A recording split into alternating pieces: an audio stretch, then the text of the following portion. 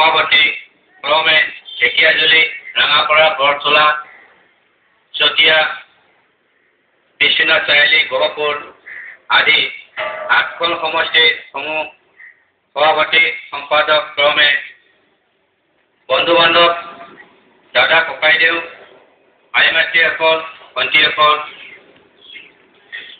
পবিত্ৰ সদনত মই যি বক্তব্য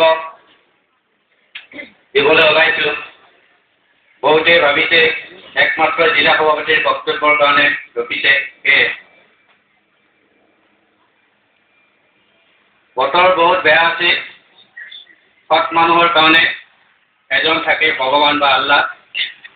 সেই সৎ মানুহৰ কাৰণে আমাৰ খুবেই আনন্দিত। বৰষুণ আছিল, বৰষুণ আঁতৰি গ'ল।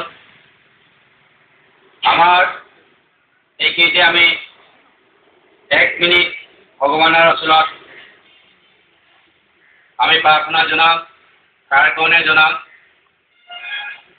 পৃথিৱীত বিশ্ব দৰবাৰৰ মানৱ জাতিৰ সমাজৰ এজন সেৱক, এজন মহান নায়ক, এজন মহান গায়ক, এজন জাতিৰ পিতা, এজন অমৰ ব্যক্তি।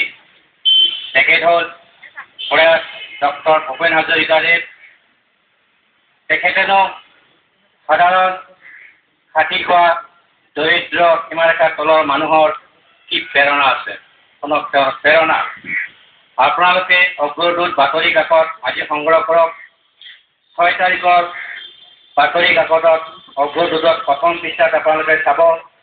আজি আপোনালোকে বিচাৰক শোণিতপুৰ জিলাৰ সৈনিকসকলৰ কাৰণে ব্যক্তিগত হিচাপে আপোনাৰ মতামত কি? আপুনি ভূপেন হাজৰিকাক কিয় ভাল পায়? সেই সম্পৰ্কে আপুনি মতামত দিয়ক। গতিকে আপোনালোকে পেপাৰখন চাব। 6 তাৰিখ অগ্ৰদূত প্ৰথম পৃষ্ঠা।